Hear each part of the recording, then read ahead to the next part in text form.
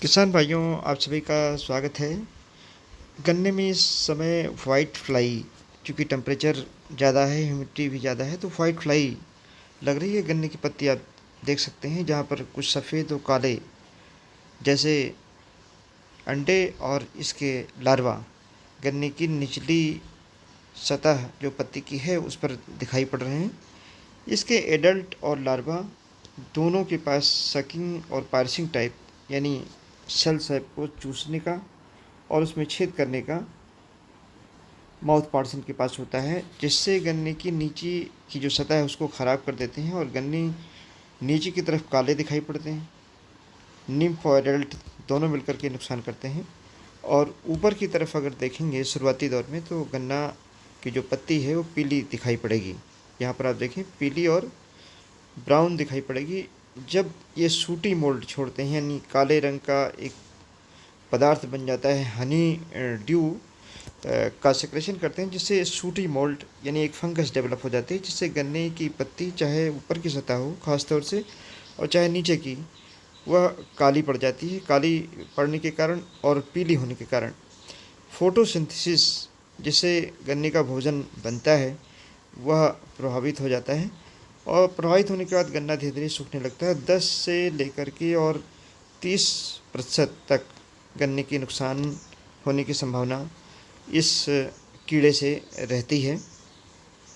शुरुआती दौर में आप देखेंगे तो खेत के किसी एक कोने से या किनारे से स्टार्ट होता है, धीरे धीरे बीच की तरफ बढ़ता हुआ चला जाता है। और अगर शुरुआत में आप इसको कंट्रोल कर लें तो इसको नियंत्रित करना बहुत आसान है। और अगर आप इसको देर करते हैं तो पूरा खेत 10 दिन में, 15 दिन में पूरा काला दिखाई पड़ता है और आपकी गन्ने की उपज अच्छे से अच्छे खेत की ये कीड़ा ख़त्म कर सकता है। और जो पत्तियाँ चूँकि इसकी पीली पड़ जाती हैं, जिससे भोजन पदार्थ नहीं बनता है और गन्ना वहीं से पतला हो जाता है, लंबाई उसकी नहीं बढ़ती है, टिलर्स मरने लगते हैं।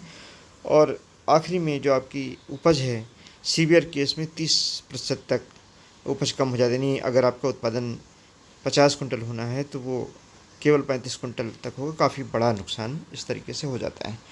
एक प्राइमरी तरीका है, अगर शुरुआत में दिखाई पड़े तो वहीं पर आप पत्ती हटा सकते हैं। और ज़्यादा भी अगर आपके खेत में बहुत ज़्यादा अटैक है तो ऐसी दशा में भी आपको पत्तियां बिल्कुल हटा देनी चाहिए। उसके बाद अगर पत्ती आप नहीं हटा सकते हैं, ज़्यादा सीवियर केस है, तो पत्ती हटाने की आपको हम सलाह ज़रूर देंगे। लेकिन अगर ज़्यादा सीवियर केस नहीं है तो ऐसी दशा में इमिडाक्लोपिड बहुत अच्छी दवाई है। इसको 1 ml, अगर आपके खेत में ज़्यादा इंसिडेंस नहीं है तो 1 मिलीलीटर प्रति लीटर की दर से इमिडाक्लोपिड का घोल, लगभग 1 एकड़ में 300 लीटर पानी लगता है, तो 300 ml इमिडाक्लोपिड ले लें, उसका घोल बना लें। उसमें चाहे कार्बन डाइऑक्साइड मिला लें या थाइफनेट मिथाइल मिला लें, वह भी 300 ग्राम मिला करके घोल बना करके और स्प्रे कर दें, भली भांति स्प्रे करें। पानी अगर फसल बहुत बड़ी है तो और ज़्यादा पानी भी आप लगा सकते हैं। इससे ये फ़ायदा होगा कि जो सूटी मोल्ड यानी जो फंगस डेवलप हुआ है, वह फंजीसाइड कार्बनडाजिम या थायोफिनाइड जो मिथाइल आपने मिलाई है उससे ख़त्म हो जाएगा। और जो वाइट फ्लाई लगी हुई है वह इमिडाक्लोपिड से धीरे धीरे करके ख़त्म हो जाएगी। वाइट फ्लाई के अलावा अगर थोड़ा बहुत आपके खेत में टाप बोरर लगा हुआ है या टाप बोरर के अलावा स्केल इंसेक्ट लगे हुए हैं तो उनका भी काफ़ी हद तक नियंत्रण हो जाता है। इवन माइट का भी नियंत्रण इमिडाक्लोपिड कर लेता है। इमिडाक्लोपिड के साथ आप चाहें तो कोई कॉन्टैक्ट इंसेक्टिसाइड के जो घोल आते हैं तो मिला सकते हैं। 10 दिन के अंतराल पर इसी घोल को दोबारा से स्प्रे कर दें तो काफ़ी हद तक इसका नियंत्रण आसानी से हो जाता है। जहाँ पर पौधे ज़्यादा छोड़े जाते हैं और जहाँ ह्यूमिडिटी ज़्यादा रहती है, टेम्परेचर उसके साथ साथ रहता है, तो ऐसी दशा इसके लिए कंजेनियल है, वहाँ पर ज़्यादा लगता है। यहाँ पर आप देखें ध्यान से, गन्ने की जो पत्तियाँ हैं वो काली पड़ गई हैं और ऊपर से पीली पड़ गई हैं। इस तरीके से इस माइनर इंसेक्ट से काफ़ी ज़्यादा नुकसान ऐसे क्षेत्रों में हो जाता है, जैसे जहाँ पर पोगा ज़रूर छोड़ते हैं और खरपतवार भी रहते हैं, या बाग का किनारा है जहाँ पर पेड़ पौधे पहले से लगे हैं, तो उसमें काफ़ी नुकसान इस कीड़े से हो जाता है। और चूँकि एक खेत में जब वाइट फ्लाई फैलती है, फिर दूसरे खेत में फैल जाती है, तीसरे में, और धीरे धीरे करके पूरा एरिया इससे कवर हो जाता है। तो ऐसी दशा में ये हमने आपको इमिडाक्लोपीड बताया है। इसके साथ इमिडाक्लोपीड बाइफेंथ्रिन का कॉम्बिनेशन आता है, उसको आप डाल सकते हैं, या इमिडाक्लोर के साथ साइपरमेथ्रिन का कॉम्बिनेशन आता है, उसको डाल सकते हैं। इसमें से अगर कोई भी कॉम्बिनेशन डालते हैं तो इससे आपको निश्चित तौर से फ़ायदा होगा।